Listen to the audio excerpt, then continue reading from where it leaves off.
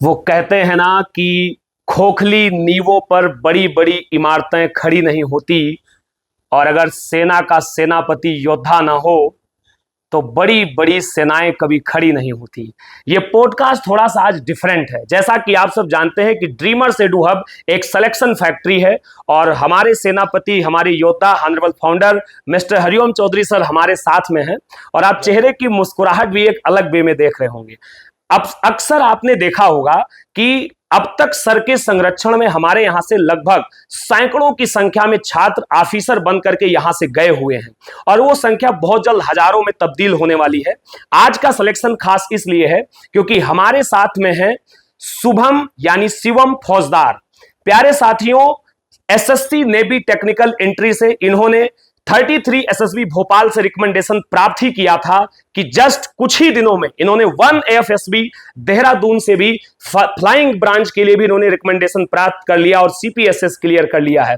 और ये इसलिए खास है क्योंकि मेरे भाई आज यहां पर हमारे साथ में मामा भी हैं, भांजे भी हैं, दीदी भी हैं, और जीजाजी भी हैं, फूफा भी हैं। मेरे प्यारे साथियों, मैं आपको कहना चाहूंगा, सर क्या कहना चाहेंगे? आपको बहुत बहुत शुभकामनाएं। सबसे पहले आपसे बाद में मिलूंगा दोस्त।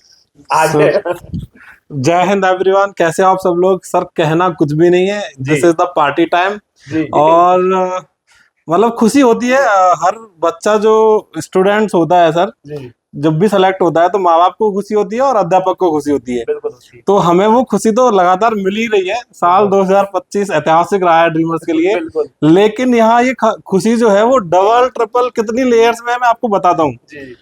पहली बात, हमारा स्टूडेंट है। बिल्कुल। दूसरी बात, ये भांजा है। बिल्कुल। तीसरी बात, ये 2 बार सेलेक्ट है। बिल्कुल, क्या है ना। और हमारे यहाँ एक सर हैं, और मतलब गांव में एक है, तो उनसे जब बात करते हैं ना किसी चीज के लिए, तो असंभव सी जब बात होती है तो वो कहते हैं नहीं, ये काम 2 बार होगा। अच्छा। और समझ भी जाएंगे है ना। मेरे ताऊ जी है, तो अब जब कभी उनसे असंभव सी बात कहेंगे, हाँ 2 बार होगा, ऐसे करके डायलॉग मारते ना कमेंट में। तो ये 2 बार सेलेक्ट हो चुका है। तो मतलब हम लोग कल भी पार्टी में करे, कल भी पार्टी थी, आज इसका सीपीएसएस। और ये एक और खुशी, मतलब एक तो होता है अधिकारी बनना, इसने सीपीएसएस भी क्लियर किया है, और इससे बहुत सारी बातें होंगी, और ये अपनी पूरी जर्नी बताएगा। और ऐसा ही नहीं, सिर्फ सफलता की ही बात नहीं होगी, इसके स्ट्रगल भरा टाइम, इसने जब संघर्ष किया है उसके बारे में हम बात करेंगे। तो पहला सवाल कौन पूछेगा? पहला सवाल मैं ही पूछूंगा आपसे। आपने बीटेक किया है ना? बीटेक की जर्नी भी एक अलग ही होती है, क्योंकि आप भी बीटेक हैं और आपके मामा जी भी बीटेक हैं। तो मामा जी से प्रेरित होकर के आपने बीटेक किया, फिर बीटेक वाली जर्नी से आपने जो है कंपनी ज्वाइन किया। सर अब आगे सर पूछेंगे। इसके कई सारे मामा बीटेक हैं। अच्छा। मतलब देखो जो क्रेडिट है ना, मैंने भी, मेरे बड़े भैया हैं, रविंद्र भैया हैं, उनसे प्रेरित होकर बीटेक किया। अच्छा। तो यहाँ प्रेरणा हमें भी पहले किसी से मिली हुई है। तो बहुत लंबी जर्नी है सर, बहुत संघर्ष करके आज ये दिन आ रहे हैं। 2026 शायद लिखा हुआ था, है ना। तो बहुत लंबा ये पॉडकास्ट जाने वाला है, और जितने भी बच्चे यहाँ पेरेंट्स से देख रहे हैं, आपको बहुत कुछ इस पॉडकास्ट से सीखने को मिलेगा। तो पूरी वीडियोस देखें तसल्ली से, और हर एक बात पे ध्यान दें कि क्या और कैसे कैसे सिलेक्शन बनते हैं। और अंत में जब लास्ट में मैं इनकी माता जी, जो मेरी बहन है, उनसे बात कराऊंगा, क्योंकि मैं हमेशा बोलता हूँ कि अगर कोई बच्चा सेलेक्ट होना है या नहीं होना है, मैं बच्चे से मिले बिना अगर माँ बाप से भी मिला दोगे तो भी बता देता हूँ कि सिलेक्शन होगा या नहीं होगा। तो किसी भी बच्चे को बनाने में उसकी माँ का, उसके फादर का बहुत बड़ा रोल होता है। तो दीदी का क्या रोल है, तो दीदी से भी जानेंगे। पहले शुभम से बात करते हैं। बिल्कुल। तो शुभम, आपने बीटेक कंप्लीट किया। Yes sir. आपने कंपनी ज्वाइन करी और जॉब भी करी। आपको कब ऐसा लगा कि यार ये जॉब वॉब छोड़ते हैं, अफसर बनते हैं? कब लगा ऐसा, और आखिर क्यों लगा ऐसा? कहीं से कुछ ना कुछ तो प्रेरणा मिली होगी। वैसे तो मामा जी को आपने देखा रोज स्टेटस स्टेटस, तो ऐसा तो नहीं कि भाई स्टेटस देख के मोटिवेट हो गए कि भाई अब मामा जी मुझे भी याद लो शरण में वहीं चलते हैं। एक मिनट, इस पॉडकास्ट में एक दिक्कत है, इसको हम कम बोल लेते पाएंगे, क्योंकि इसके बारे में सब कुछ मेरे को पता है जी। मतलब जनरली दूसरे बच्चों से बात करते हैं तो हमारे पास सवाल बहुत होते हैं। बिल्कुल। तो मेरे से पहले भी इसको जो मोटिवेशन, जहां तक मुझे लगा होगा, मैं बता देता हूँ, बाकी तो ये बताएगा। इसके फादर भी सर नेवी में रहे। अच्छा। और इसके मौसा जी भी नेवी में है जी। तो मोटिवेशन तो ये शायद नेवी स्कूल से पढ़ा हुआ है, और मतलब स्टार्टिंग से इसको मोटिवेशन है। तो आप भाई बता, मैं बीच में कम बोलूंगा क्योंकि आज इसका दिन है, तो मैं तो रोज ही बोल रहा हूँ, इसको बोलने देते। जी, जी। माइक लगाते। बताओ भाई शुभम, कैसा रहा बीटेक की जर्नी, जॉब की जर्नी, और फिर कैसे लगा कि मुझे डिफेंस में जाना चाहिए? इससे जैसा मामा ने बताया कि डिफेंस में तो पहले से ही जाना था। जी। 12th के बाद ही एनडीए के अटेम्प्ट्स थे, हम्म। फिर टीएस के अटेम्प्ट्स थे, ठीक है। बीटेक करी, बीटेक के बाद जॉब स्टार्ट करी। उस टाइम पे भी था कि डिफेंस में जाना है, बट पहले के फेलियर्स वगैरह ही इतने थे, मतलब एसएसबीज क्लियर नहीं हुई थी पहले। इनिशियली 6 एसएसबीज हो गई वाह। थी, वो क्लियर नहीं हुई थी, तो लगा था कि पहले कुछ एकम्प्लिश कर लेते हैं, कुछ हासिल कर लेते हैं, फिर जाना ट्राई करेंगे। फिर उसी बीच कंपनी मिल गई, उसमें काम करना स्टार्ट कर दिया, बिजी हो गए लाइफ में। फिर उसी बीच मम्मी भी कहती रहती थी कि भैया के स्टेटसेस देख ले, भैया बुला रहे हैं, जाओ होके आओ। टाइम ही नहीं मिल पा रहा था। उसके बाद दोस्तों के स्टेटसेस देखे जो रेकमेंड हो रहे थे, जो जा रहे थे, वहां से फिर आया। फिर लास्ट ईयर फिर डिसाइड कर लिया कि अब तो करना ही है कुछ ना कुछ। फिर कंपनी में रेजिग्नेशन डाला, भैया के पास आया, और फिर आपके पास रिजल्ट तो है ही। क्या बात, बहुत। आप देख सकते हैं, यहाँ पे मुझे एक बात याद है कि वो कहते हैं ना कि 6 बार एसएसबी फेल, 7वीं बार में रिकमेंडेशन। भाई देखो यहाँ पर है वही चीज आ गई फिर से कि नाव जो इस पार थी उस पार हो गई, कि नाव जो इस पार थी उस पार हो गई, और बाजुओं की ताकत भी पतवार हो गई। यूं ही नहीं जीता कछुआ खरगोश से रेस में, चाल धीमी थी लेकिन लगातार हो गई। सर अब मैं आपके पास आऊंगा। जैसा कि इन्होंने बताया कि हमने जो है सर के स्टेटस देखे, वो देखे, मैंने अक्सर देखा है आपके बहुत सारे पॉडकास्ट हमारे साथ भी मैं देखा हूं। आज आप कुछ अलग मिजाज के लग रहे हैं। और सबसे बड़ी चीज मैं बताऊं, मैं कल की बात बताता हूं। आप नहीं थे, कहीं गए हुए थे, और दीदी बैठी हुई थी। तो वो जो इमोशन होता है ना एक माँ की आंखों में, और सबसे बड़ी चीज ये कि एक बहन की आंखों में जो प्यार दिखता है अपने भाई के प्रति, वो प्यार मैंने देखा है। वो इसलिए मैं नहीं कह रहा हूं ताकि आप बैठे हुए हो इसलिए मैं बता रहा हूं। मैं बैठा हुआ था, अंकिता मैम बैठी हुई थी, हम सब लोग बैठे हुए थे, बिस्किट खा रहे थे यहीं पर। और अचानक फिर जब दीदी की एंट्री हुई तो मैंने कहा दीदी कैसा लग रहा है? तो उन्होंने मुझे एक बात बोली, कहा कि भैया आपको पता है मैं यहाँ 3 दिन से हूँ, अब मेरा मन तो करता है जाने के लिए, भाई मेरा जाने ही नहीं देता हमें। तो हमने कहा कि भाई यही तो भाई और दीदी का प्रेम होता है। फिर एक दिन मैं बताता हूँ अभी इवेंट वाले प्रोग्राम का, लाखों लोग, हजारों की संख्या में लोग मौजूद थे, लेकिन वो बहन वहां पर सिर्फ अपने भाई के चेहरे को देख रही थी। आप जीजा जी बुरा मत मानिएगा, ठीक है, वो सिर्फ अपने भाई के चेहरे को देख रही थी। और एक ही बात मुझे वो अभी भी गूंज, उन्होंने कहा कि भीड़ तो हाँ हजारों की है, लेकिन देखो सुंदर तो हमारा ही भाई है। तो एक अलग वो प्यार दिखा। क्या कहना चाहेंगे दीदी के बारे में, क्या कहेंगे आप? सर आपने मुझे बहुत सारे सवाल पूछ लिए।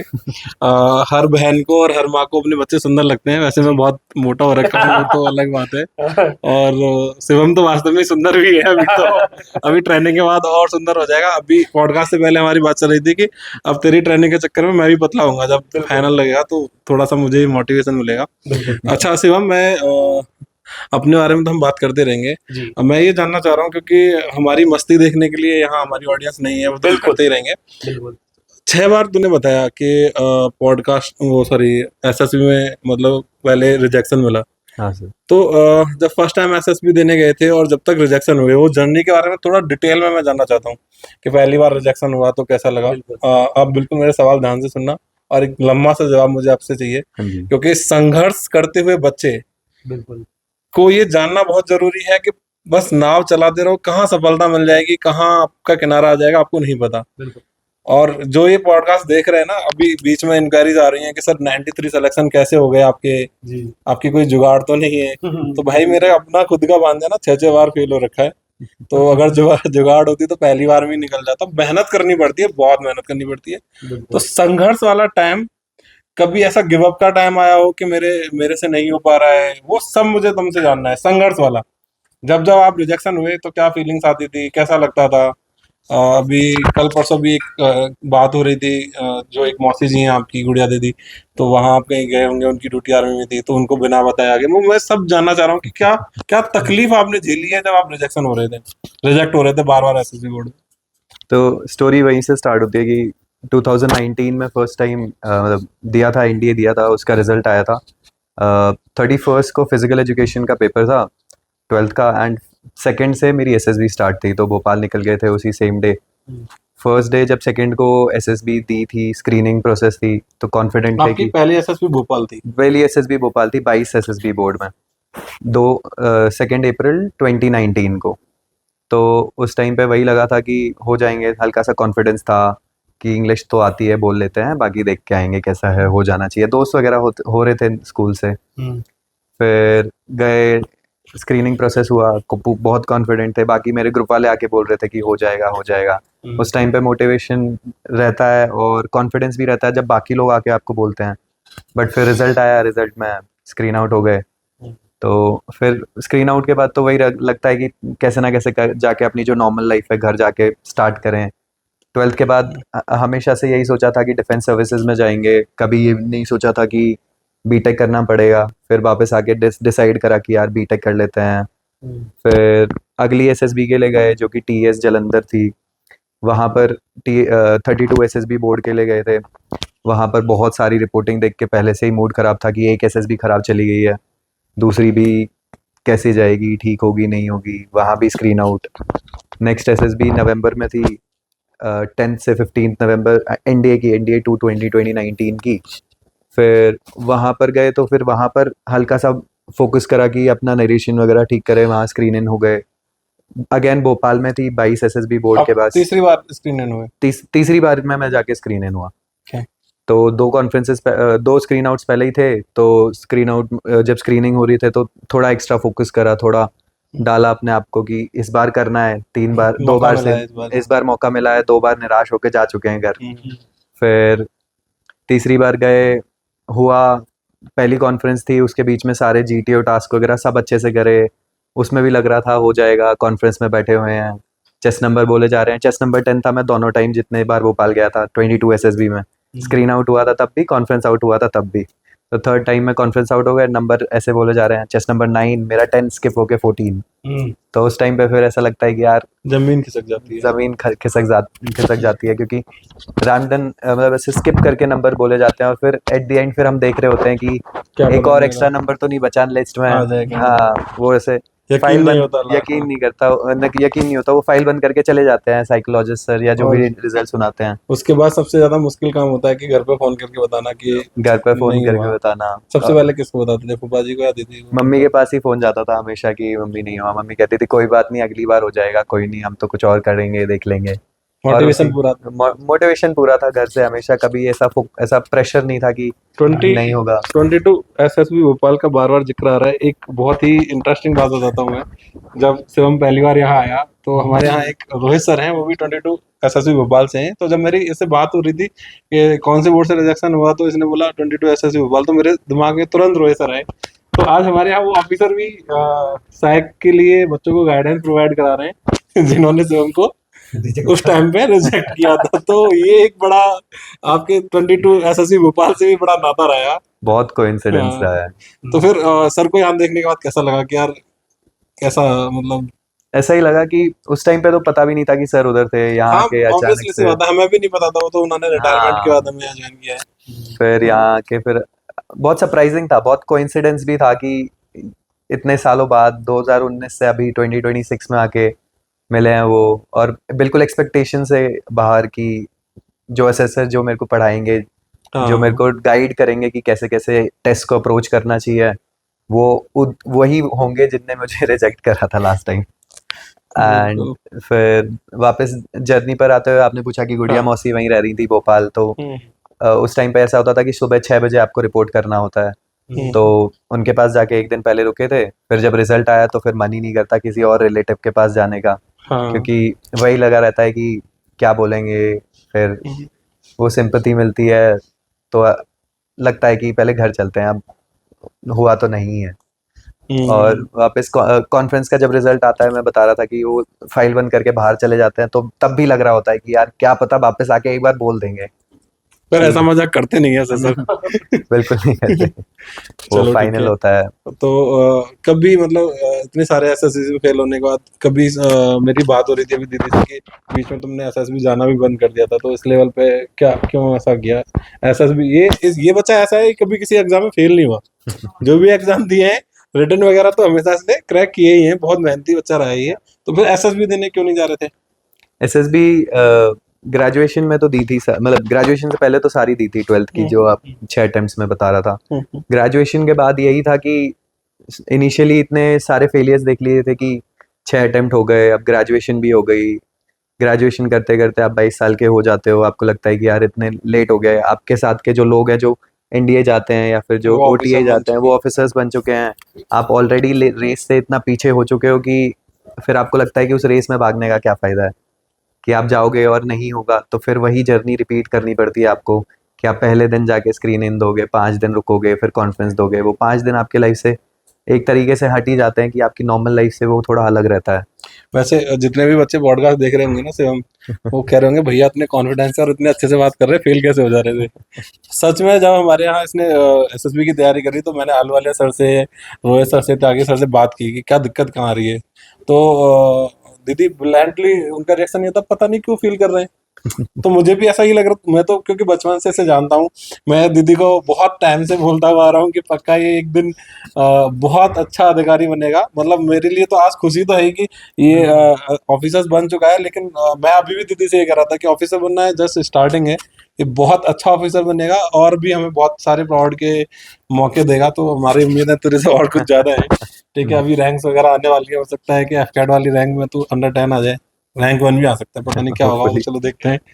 चलो तो अब जहां से सफलता स्टार्ट होती है, तो पहली बार जब तुम फर्स्ट टाइम सेलेक्ट किया एसएसबी ने, तो वो पूरा जर्नी क्या था, क्या डिफरेंसेस थे, क्या आपने स्ट्रेटजी चेंज करी, कैसे सिलेक्शन हुआ उस एसएसबी में, क्या क्या हुआ उस एसएसबी के पूरे बात करते हैं। हाँ जी। फिर उसके बाद देहरादून वाली की जो अभी आज ही आया है ये, और हमने आज ही धर लिया इसको कि भैया देख फिर तू ट्रेनिंग व्रेनिंग भाग जाएगा। हमको मौका है, बच्चों को बताओ कि कैसे तैयारी करी जा सकती है बिना हार माने। लंबा संघर्ष है यार तुम्हारा, 6 वर्ष वनवास था एकदम से। ऐसा जय हिंद सर, प्लीज सर बैठिए। तो यहाँ पे 20 पॉडकास्ट के बीच में आलूवालिया सर जो शिवम के स्पेशल मेंटर हैं वो भी आ चुके हैं, सर से भी मिलवाएंगे अभी आपको थोड़ी देर बाद। तो फर्स्ट एसएसबी के बारे में, मतलब जब आप रिकमेंड हुए उसके बारे में मैं बात कर रहा हूँ। सो 33 एसएसबी भोपाल गया था, भोपाल ही गया था तीसरी बार। पहले स्क्रीन आउट, दूसरी बार कॉन्फ्रेंस आउट, तीसरी बार होप कर रहा था कि हो जाएगा। स्क्रीनिंग हुई, स्क्रीनिंग में भी अच्छे से बोला, नरेशन अच्छा था। ग्रुप डिस्कशन अगर मैं प्रीवियस अटेम्प्ट से करूँ तो ग्रुप डिस्कशंस में ये होता था कि जो लास्ट मेरी एसएसबी कॉन्फ्रेंस हुई थी वो 2020 में हुई थी, 2020 नवंबर में। तो 2020 नवंबर में क्या हुआ था कि ग्रुप डिस्कशंस में repeater, once you are a repeater, तो आपके रिपीटर बैच में क्या है कि बोलते रहते हैं लोग आपके साथ, तो आप बोल ही नहीं पाते हो आप उनके साथ। उस टाइम पे इतना डर लग गया था मुझको, और आप पूछ रहे थे कि एसएसबी क्यों नहीं जा रहा था, तो डर वो 4 साल में इतना कंसोलिडेट हो गया था बीटेक के टाइम पर कि मेरे को डर लगता था कि यार जीडी में कैसे जाके बोलूँगा, ग्रुप डिस्कशंस कैसे होंगे, लोग बोलते रहते हैं, कोई सुनता नहीं है। क्योंकि आप सिविल ग्रुप डिस्कशंस में या आउटसाइड एसएसबी अगर आप डिस्कशंस वगैरह करते हैं तो वहाँ पर लोग आपसे सुनते हैं, क्योंकि वो डिस्कशन वैसा होता है कि आप लोगों से सीखना चाह रहे और हैं। एसएसबी में तो फिश मार्केट बन जाता है, एसएसबी में फिश मार्केट है, तो वो हर कोई tackle आदमी करना- अपना प्रोडक्ट बेच रहा है वहाँ। कोई सुनने नहीं आया आपके व्यूज वगैरह, तो वो फिश मार्केट को कैसे टैकल करना है वो बहुत बड़ी प्रॉब्लम थी। तो देहरादून आके ऑब्वियसली भैया के साथ, और आलूवालिया सर तो थे ही, उनने सब गाइड करा कि कैसे फिश मार्केट को टैकल करना है। कम्युनिकेशन का भी प्रॉब्लम थी नहीं, बट वो कॉन्फिडेंस लाना कि यार फिश मार्केट को कैसे टैकल करते हैं, क्योंकि अचानक से बम्बार्डमेंट स्टार्ट हो जाती है। एक सर्कुलर ग्रुप होता है, वहाँ पे 7 लोग एटलीस्ट आपके साथ आपके टाइम पर ही बोले जा रहे हैं, आपको तेज आवाज में बोलना पड़ रहा है, आपको कॉन्फिडेंस ऊपर नीचे नहीं होना चाहिए, वो सब रहता है। तो वो सब था फर्स्ट एसएसबी में। और मैं शरीफ सा बच्चा हूँ, कैसे चिल्लाऊं उनके बीच में। ये बहुत शरीफ लड़का रहा है। कभी शायद इसकी शिकायत दीदी के पास कभी आई हो, फूफा जी कभी शिकायत आई इसके स्कूल से? नहीं, इसकी कभी एक आध दो तो आई होगी। नहीं, टीचर से इसकी कभी शिकायत नहीं आई। आपके पास बात करने के लिए मैं बात में आपको रुकिए, आप अभी धैर्य रखिए। आज बच्चे की खुशी का दिन है और उसको बात करते हुए देख के कैसा लग रहा है आपको? नहीं, बहुत अच्छा लग रहा है कि अच्छा। मतलब जो सोचा नहीं था कि 2-2 एसएसबी क्रैक करेगा इस तरीके से। वो एक कहावत है, जली तो जली, सिकी भी बहुत, सही बात। है ना?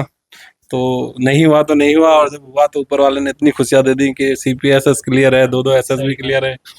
और कल अवार्ड फंक्शन था, तो कल इसकी एसएसबी थी, चूक गया अवार्ड लेने से, फिर दोबारा करना पड़ेगा तेरे चक्कर में। तो अब ठीक है, फिर आगे क्या जर्नी रही?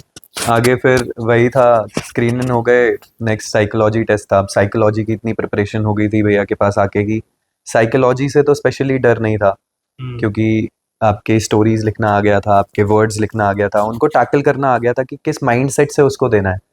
क्योंकि साइकोलॉजी का टेस्ट पूरा पर्सनालिटी बेस्ड होता है आपका, तो वो पर्सनालिटी जो है वो आपको दिखानी पड़ती है वहाँ पे कि आप अपनी पर्सनालिटी का कौन सा साइड अपने असेसर को प्रेजेंट करते हो। तो अक्सर पॉडकास्ट में बच्चे थैंक यू बोलते हैं, रोहित सर और त्यागी सर। त्यागी सर। इस वाले पॉडकास्ट में मैं भी आपको थैंक यू बोल रहा हूँ कि आपका बहुत बहुत धन्यवाद कि आपने इस बच्चे को भी मंजिल तक पहुंचाया है। और आलू वाले सर स्पेशली, वो तो है ही, अभी सर से तो अभी बात करने वाली हो आप, तो ठीक है। वही अब चलो हो गया ना सिलेक्शन। अब मैं बस ये जानना चाह रहा हूँ कि आपको 6 बार आपका नाम नहीं बोला गया एसएसबी में, यार, है ना? तो मेरे पास तो एक पर्सनल एक्सपीरियंस भी था यहाँ पे, क्योंकि भूरा भैया भी मेरे साथ ही यहाँ पे ही रहते हैं, देहरादून में ही। तो जब पता चला तुम्हारा चेस्ट नंबर बोला, चेस्ट नंबर कौन सा था इस बार? भोपाल में मेरा चेस्ट नंबर 12 था। 12 था। हाँ। तो जब बोला गया चेस्ट नंबर 12, तो पहला रिएक्शन क्या था हमारा? पहला रिएक्शन तो ये था कि बॉडी में पूरा से झंझनाहट टाइप आ रही थी, कंपन था पूरा। और उधर क्या है कि आपको अपना नाम पूरा स्पेल करना पड़ता है, तो मेरा नाम तो वैसे भी बड़ा है, तो शुभम सिंह फौजदार, और मैं फिर स्पेलिंग यहाँ पॉडकास्ट में भी कंफ्यूज हो रहे होंगे, कभी शुभम कभी शिवम, दोनों ही नाम इसके हम अक्सर बोलते हैं। तो जो लोग आसान नाम ले सकते हैं वो शिवम बोलता है, जो वैसे इसका नाम शुभम है। तो फिर क्या हुआ? वहां पर वो बोलते हैं खड़े होके आपको अपना नाम, आपका डेट ऑफ बर्थ बताना पड़ता है और वहाँ स्पेल करना पड़ता है। तो स्पेलिंग ऐसे लग रहा था कि स्पेलिंग गलत निकल जाएगी, तो वहाँ ध्यान जा रहा है। फिर बैठ के फिर विश्वास नहीं हो रहा है, क्योंकि अब मेरा चेस्ट नंबर 10 था, 9 का नहीं हुआ। तो कॉन्ग्रेचुलेट कर रहा है, बट मैं प्रोसेस ही नहीं कर पा रहा था कि यार हो क्या गया, क्योंकि 7 साल दिए हैं एसएसबी, मतलब 7 साल से दे रहे हैं, बीच में गैप था, बट वो फेज आता ही, मतलब पता ही नहीं चलता कि आप उस टाइम पे क्या फील करना चाहिए। बॉडी को कुछ आइडिया नहीं होता कि उस टाइम पे फील क्या करना है। कि हो गया, और बहुत टाइम तो लगता है उसको रोना प्रोसेस निकल गया करना। था? क्योंकि रोने से मैं बताता हूँ, क्योंकि भूरा भैया आए मेरे पास में, मैं ऑफिस में बैठा हुआ था और वो वहां से रोते हुए आ रहे हैं। तो मैंने सडनली मैंने कहा क्या हो गया, किसी ने कुछ बोल दिया, क्या हुआ? और वो रो के बस मेरे गले लग जा रहे हैं, और वो 1 घंटे तक रो रहे हैं, और वो कह रहे हैं, मतलब वो रिएक्ट ही नहीं कर पाए। तो मैं समझ सकता हूँ कि क्या हुआ। अब मुझे ये तो पता था कि आज तेरा लास्ट दिन है, तो अब मुझे ये समझ नहीं आ रहा कि कहीं नहीं हुआ इसलिए तो नहीं रो रहे, कि अभी भी नहीं हुआ, लास्ट बहुत मतलब आखिरी हो गया, काफी देर तक बात हुई। तो फिर उन्होंने बोला कि पंकज दीदी से बात कर ले। तो मैंने कहा तो हो गया। अगर पंकज दीदी से बात करनी है तो फिर हो गया। तो तुमने सबसे पहले कॉल किसको की थी वहाँ से? सबसे पहले मम्मी को ही कॉल किया था। तो फिर मम्मी का क्या रिएक्शन था? मम्मी तो बोल रही मैं थी मम्मी का रिएक्शन आपसे क्यों पूछ रहा हूँ दीदी, आपके पास आ जाता हूँ। जब आपको इसका फोन आया तो सबसे पहले रिएक्शन क्या था आपका, क्या बातें हुई? मेरे न जैसे 12th फिल्म मूवी जब मैंने देखा था, 12th फिल्म मूवी देखते थे हम लोग, सेम वही बात थी। जैसे इससे मैंने पूछा, इसका कॉल आया, हेलो मम्मा, मैंने बोला बेटा हो गया, कि हाँ मम्मा, मैं बेटा हो गया, बोला हाँ मम्मा, मैंने बोला सच्ची में हो गया। और एकदम से मेरा ना रोना निकल गया, कि मतलब विश्वास नहीं हो रहा, क्योंकि हर बार मेरे कोई कॉल करता था कि मम्मी नहीं हुआ। मैं कोई नहीं बेटा, कोई नहीं, आप इंजॉय करो, यहाँ आओ, आने के बाद फिर देखते हैं और कुछ अच्छा होगा, कोई नहीं, ऐसे करके। वो बहुत हिम्मत देनी पड़ती है खुद को, बहुत ज्यादा, है ना? और ऐसा नहीं है कि इस बच्चे का कोई फ्यूचर सिक्योर नहीं था, ये कहीं मतलब इसकी नौकरी नहीं थी। 1.5 लाख पर मंथ की इसकी जॉब थी, लेकिन वो होता है ना कि एक सपना होता है फौज में सर्व करने का, क्योंकि उसके फादर ने भी नेवी में काम किया हुआ है, उसके मामा इतनी बड़ी अकेडमी चला रहे हैं, तो बच्चे सेलेक्ट हो रहे हैं, लगातार स्टेटस देख रहे हैं, न्यूज़ देख रहे हैं, और अपना ही बच्चा नहीं हो रहा, तो एक रहता है, टीस रहती है। तो बहुत फिर मजा आया होगा। फिर सबसे पहले मैंने मेरे भाई को कॉल किया कि भाई शिवम हो गया। तो भाई ने बोला अच्छा हो गया, मैंने बोला हाँ शिवम हो गया। ठीक है, मतलब आपको कब पता चला? जब इसका फोन आया था तो हम दोनों साथ में ही थे। अच्छा, साथ में थे। साथ में ही थे। तो कैसा फील हुआ आपको? जब मैंने देखा उधर से फोन आया तो ये बार बार जंप कर रही हैं और हो गया करके चिल्ला रही हैं, तो मेरे समझ में आ गया कि हाँ सिलेक्शन हो गया है। उसके बाद भी जब मतलब वो वाली बात होती है ना, टेंशन वाली बात, उसके बाद भी जब मेडिकल के भी एक प्रेशर था, और वो भी बात हम शिवम तेरे से ही पूछेंगे कि मेडिकल में उसके बाद क्या रहा। चलो मेडिकल का ही बता ही दो। हाँ, तो रिकमेंडेशन 26 मार्च को आया था। तो अब कोइंसिडेंटली कंपनी में जो लास्ट वर्किंग डे था, जिस कंपनी में मैं काम कर रहा था, वो 30th को था। तो मेरे को वहाँ से थोड़ा पोस्टपोन करा के आके 1 तारीख तक, मैं 30th को मैंने लास्ट वर्किंग डे था, सब 1 को मैं वापस भोपाल में रिपोर्ट करा। एंड उस टाइम पे डर लगा रहता है कि यार अब ये हो गया, मतलब इतना पास है आपका ड्रीम कि आप बस आप फील कर पा रहे हो कि आपका ड्रीम आपके हाथों में आ चुका है, बट फिर वो फिर लगता है कि यार मेडिकल नहीं हुआ तो फिर कैसा होगा, क्योंकि आपको फिर वही टेस्ट आता है कि आपने वो डिश तो टेस्ट कर ली है बट फिर वो डिश आपको मिली नहीं। तो वही लगता है फिर मेडिकल स्टार्ट होते हैं, मेडिकल में हर दिन कुछ नया पता चलता है। जो बाकी लोग मेडिकल करा रहे होते हैं वो कहते हैं कि यार उसका ऐसे, मैंने सुना है कि ये भी हो जाता है। हमें सिर्फ एक ही टेंशन थी कि कहीं ऐसा ना हो कि पीआर आ जाए, परमानेंट रिजेक्शन आ जाए, क्योंकि हमें ये पता था कि टीआर अगर आएगा भी कोई छोटी मोटी चीज होगी तो उसके लिए समय मिल जाता है और वो क्लियर हो जाएगा। चलिए फिर उसके बाद आते हैं अब देहरादून की जर्नी पे, क्योंकि आपने देहरादून वाला किला भी फतेह कर लिया है। हमारे सर की एसएसवी है 1 एएफएसवी। तो यहाँ पे क्या 5 दिन प्रोसेस रहा, यहाँ कैसा रहा, जीटीओ वगैरह सब कैसा था, इंटरव्यू कैसा था, सारा थोड़ा सा एसएसबी के बारे में भी बात कर लेते हैं, क्योंकि कुछ बच्चे क्या है ये भी देखने आते हैं, जानने कि एसएसबी में एक्चुअली में क्या पूछा जाता है, क्या चीजें हैं, क्या टॉपिक्स हैं, क्योंकि अभी तो आप कल ही आए हो। तो 1 एएफएसवी कोई बच्चा भी जा रहा होगा हाल ही में, तो क्या टॉपिक्स थे आपके पीपीडीटी में, क्या था?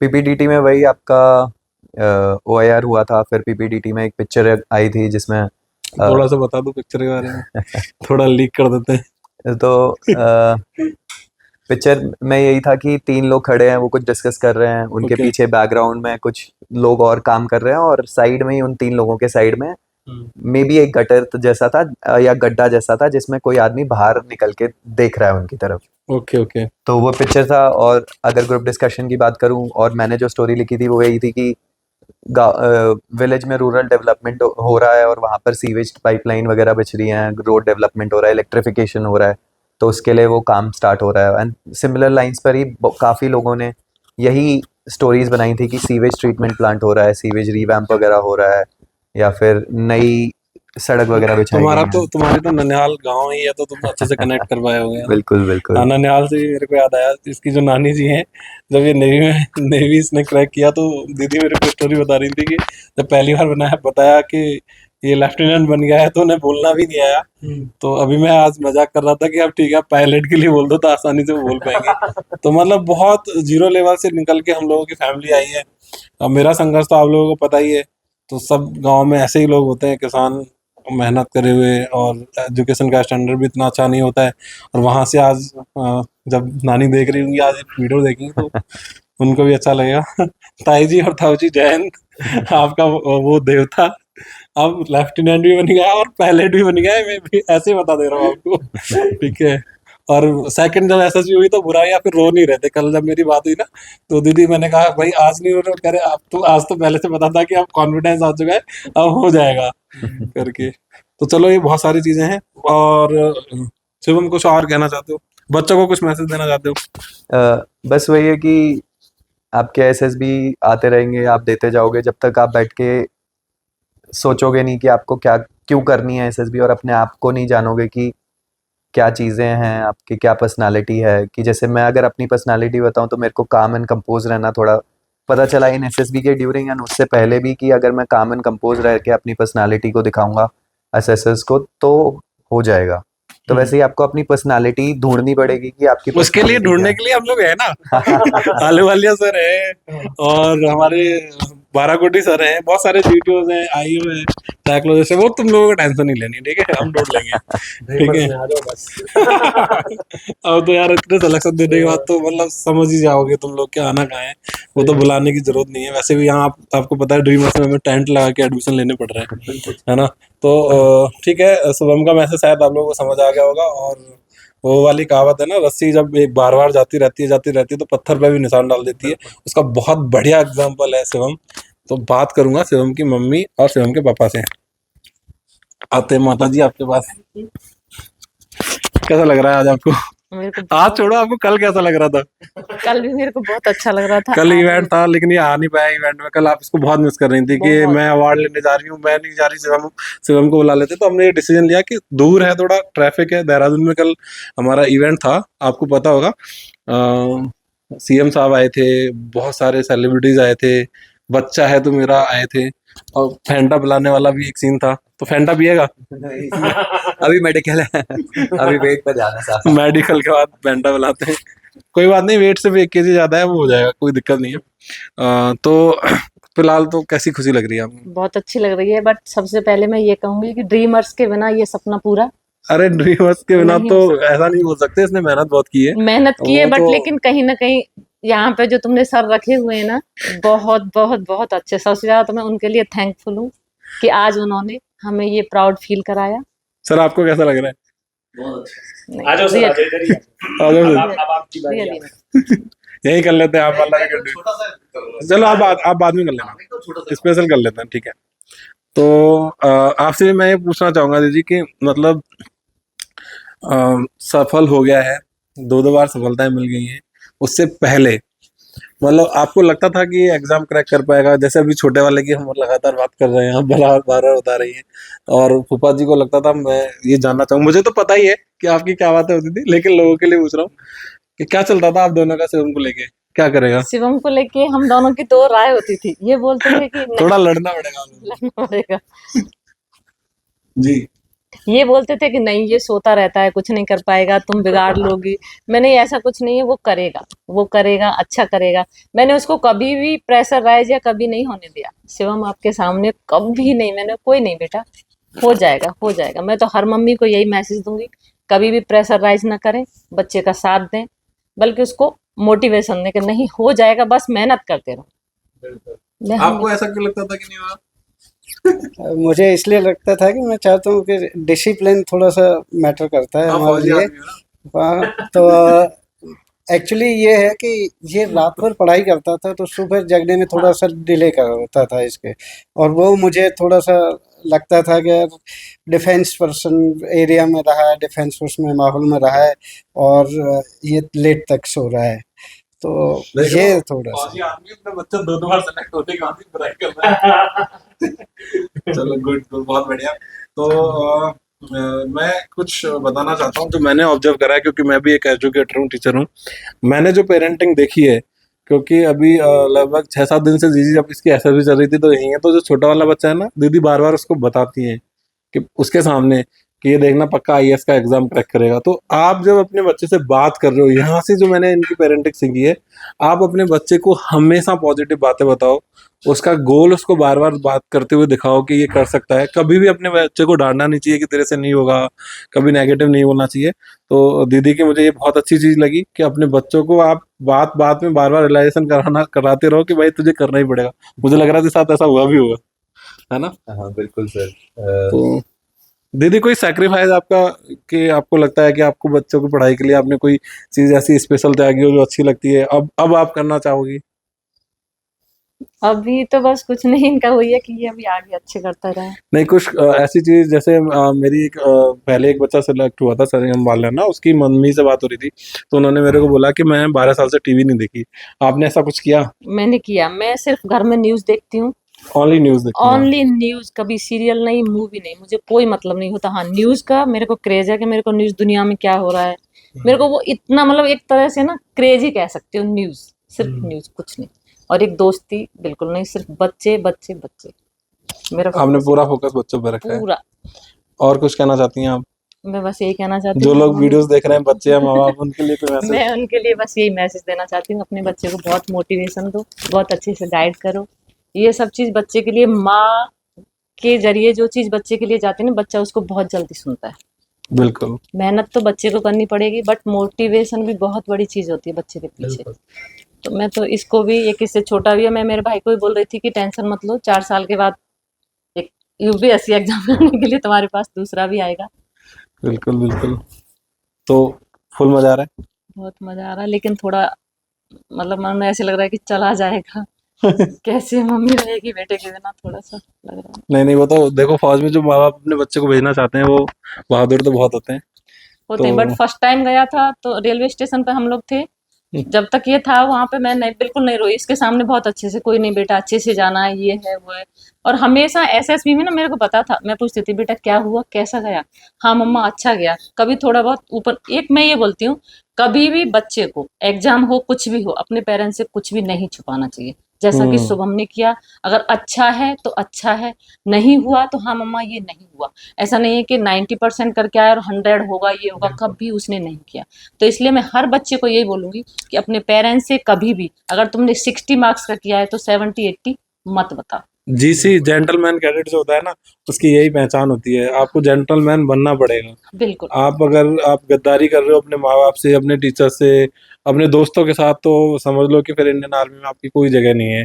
इंडियन आर्मी मतलब एयरफोर्स, नेवी, डिफेंस फोर्सेस में इवन आपके लिए कोई जगह नहीं इवन तो है। एसएसबी में भी ये फर्स्ट डे से मतलब सबसे पहले कॉल मेरे पास करेगा, हाँ बेटा कैसा हुआ, हाँ मम्मा थोड़ा सा इसमें गड़बड़ हुआ, कोई नहीं बेटा नेक्स्ट टाइम और अच्छे से करना, अभी क्या और बचा है मम्मा, इंटरव्यू बचा है, अच्छे से करना है, बहुत अच्छे से करना है।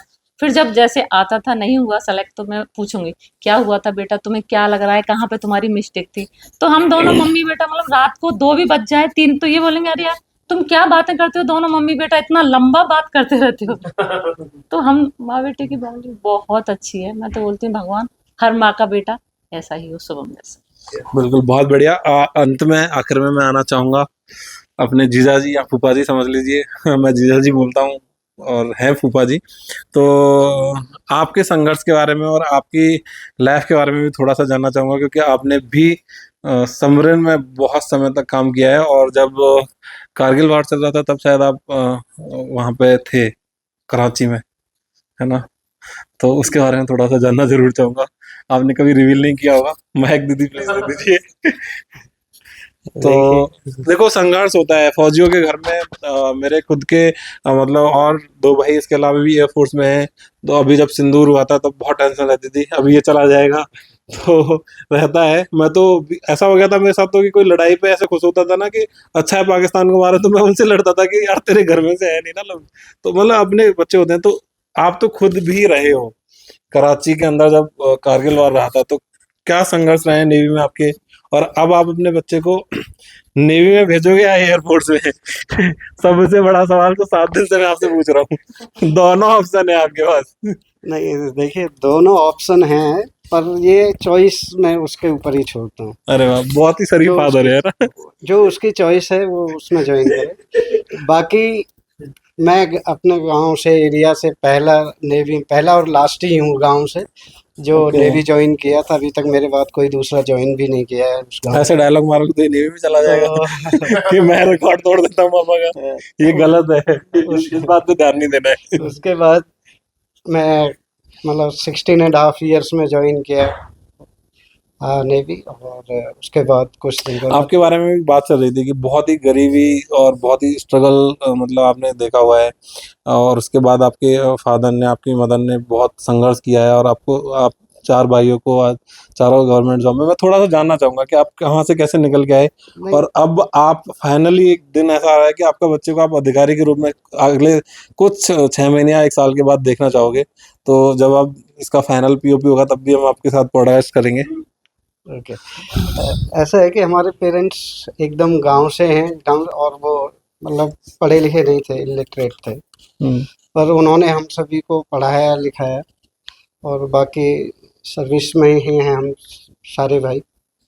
और मैंने नेवी ज्वाइन किया, बाकी राजस्थान गवर्नमेंट की सर्विस में थे बड़े भाई, और मैं सबसे छोटा हूँ उनमें।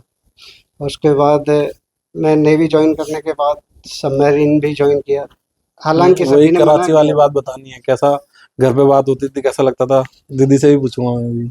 हाँ, घर पे बात ये होती थी कि घर वाले बोलते थे यार सबमरीन में नहीं जाता, बहुत रिस्की है वो, वहाँ पे कोई कम्युनिकेशन नहीं होगा, कुछ ही प्रॉब्लम ये हो जाएगा वो हो जाएगा, पानी के 300 मीटर नीचे कैसे रहोगे कैसे इस टाइप से पूछते थे हम्म, घर वाले। तो सबमरीन में मैं रहा, एज ए टेक्निकल जेसीओ में वहाँ से रिटायर हुआ, और मतलब पावर चीफ मतलब जो बोलते थे हमारे यहाँ पे उस पोस्ट का नाम, जिसमें सारे मतलब पूरा power systems including torpedo systems, firing system और जीपीएस, इस टाइप का नेविगेशन सिस्टम, ये सभी उनको लुक आफ्टर करना मेरी रिस्पॉन्सिबिलिटी थी उसमें।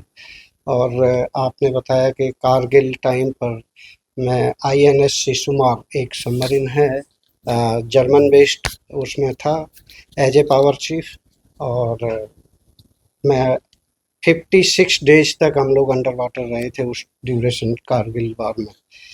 तो 56 डेज 300 मीटर्स अराउंड नीचे पानी के, कोई सनलाइट नहीं, कुछ नहीं। जो राशन ले जाते हैं हम सबमरीन्स में, वो fresh ration within a week ख़त्म हो जाता है या फिर डीफ्रोज हो जाता है। तो उसके बाद ड्राई राशंस के ऊपर ही हमें मतलब रहना पड़ता है। तो उस आपसे लाइफ को जीना और एक बाहर बहुत ही टोटली डिफरेंस है। समरन के बाद जब 56 दिन के बाद आप आए तो आप मुझे एक बात बता रहे थे, मैं चाहूंगा वो भी हमारे सभी पेरेंट्स को और बच्चों को बताओ कि हाँ, कैसा रहा फिर आपको ये जब है छोड़ा गया कि घर के बाद।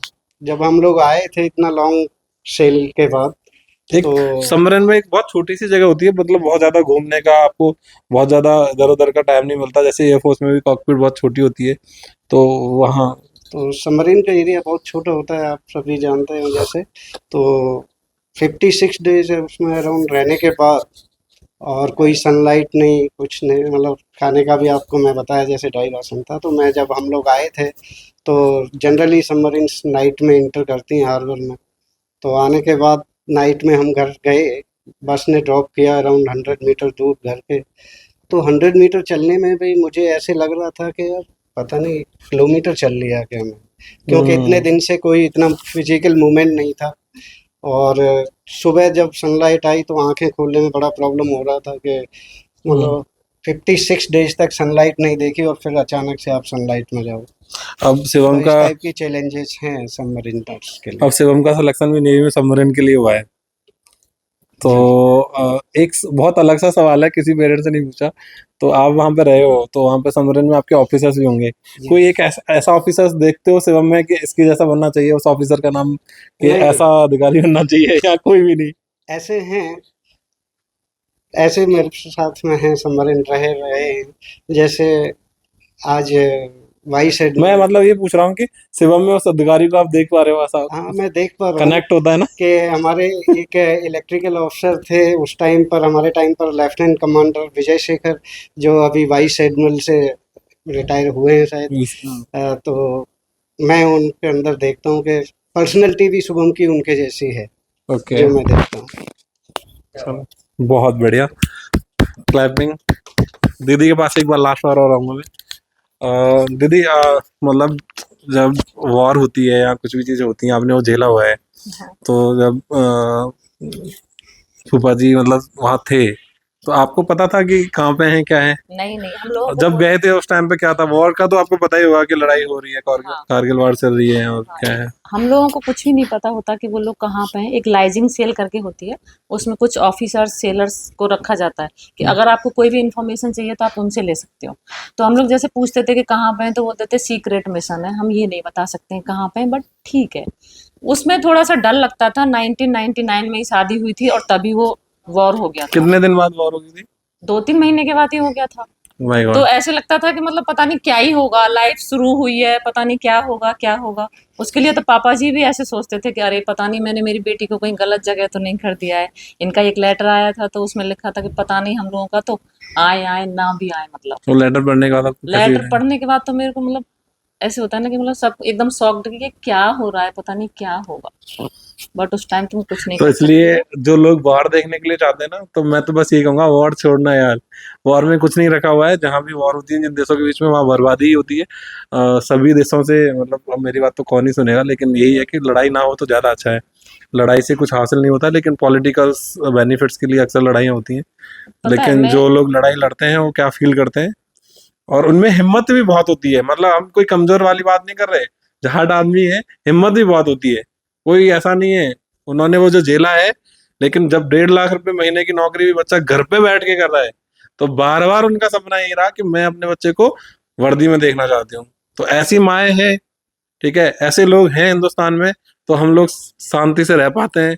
ठीक है, इसीलिए मैं सारे अधिकारियों से बहुत प्यार करता हूँ, लड़ता भी हूँ कभी कभी थोड़ा थोड़ा, लेकिन इज्जत दिल में जो है वो बहुत अलग लेवल पर रहती है, कि उन लोगों की वजह से और ऐसी माँ बापों की वजह से, ऐसी फैमिलीज की वजह से हम सब लोग रह पाते हैं। और बहुत सबसे कहना चाहता हूँ यार, कभी भी कोई फौजी मिलता है, कोई अधिकारी मिलता है, तो हमेशा दिल से इज्जत दो, और दैट्स इट। और शिवम की एक और बात बताऊं, अभी लास्ट मेरा बर्थडे था, हाँ 3 दिसंबर। बिल्कुल। तो शिवम ने बोला कि मम्मा क्या चाहिए, तो मैंने बोला बेटा मेरे को गवर्नमेंट जॉब और एक बहुत बड़ी सी गाड़ी। तो शिवम ने ओह बोला माय ठीक है गॉड। डन मम्मा। 2000 इसमें 26 में, तो बोला ठीक है डन मम्मा। अभी जब एसएसबी देने गया और सेलेक्ट होके आ रहा है, तो फिर बोल रहा है मम्मा एक सपना तो आपका पूरा हो गया, गवर्नमेंट जॉब तो हो गई, अब गाड़ी तो आ आ ही ही जाएगी। जाएगी। तो मैं हर बच्चे से ये बोलती हूँ कि अपनी मम्मियों से ऐसे ही आप एक वायदा करो कमिटमेंट करो हाँ। बिल्कुल। कि हम आपको मतलब अपनी माँ को कुछ भी पूछोगे उसकी क्या इच्छा है और उसको पूरा करो, जैसे शुभम ने किया है हर बच्चे के लिए। मेरा ये एक आखिरी बात, मैंने आपको बोला था ना इंटरव्यू लंबा चलने वाला है थोड़ा, क्योंकि बहुत सारे सवाल मुझे कहीं अब तैयारी नहीं करनी पड़ी है, सब कुछ मेरे पास ही है। सेवा यार 2 बार रिकमेंडेशन हो चुका है, आखिरी और बहुत बड़ा बाउंसर है तेरे लिए, क्या ज्वाइन करोगे? आलू वाले सर एयरपोर्ट से बैठे हुए हैं, पापा नेवी से यहाँ बैठे हुए हैं, ठीक है, और मेरा तो तुझे क्लियर है कि क्या करना है, मैं बताऊंगा नहीं। तो क्या प्लान है, कैसे मतलब आगे की किस फील्ड में जाना चाहोगे, क्या करना चाहोगे? अभी एयरफोर्स वाली एसएसबी से पहले तो यही था कि नेवी जाएंगे, सबमरीन लाइफ देखेंगे जैसी पापा ने देखी थी, जैसे बता रहे थे वो कि कन्फाइंड स्पेस, ज़्यादा फिजिकल मेहनत नहीं करनी पड़ती है, जो कि मुझे अच्छा लगेगा।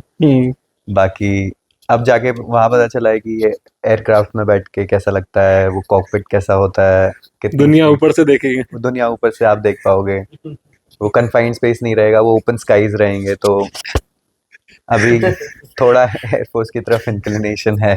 अभी टीचर से मोटिवेट हो जाते हैं। इसके जो जीटीओ साहब है आलू वाले साहब जो थोड़ी देर में आपको मिलेंगे अगले पॉडकास्ट में, तो वो एयरफोर्स से ही है और मैं भी चाहता हूँ कि एयरफोर्स में जाए। तो पापा का रिकॉर्ड नेवी वाला बना रहेगा, ठीक है यार, फादर का रिकॉर्ड छोड़ देते हैं। तो गुड लक, आप बिल्कुल एयरफोर्स के बहुत अच्छे अधिकारी बनो, हम तो ये चाहते हैं। और क्या कहें, बाकी बच्चों से यही कहना है कि यार लगे रहो लगातार, ठीक है। जय हिंद। जय हिंद। शानदार, लाजवाब। तो देवेश सर, इस पूरे पॉडकास्ट में आपको बोलने का बिल्कुल भी मौका नहीं मिला है, ऐसा पहला पॉडकास्ट हुआ है।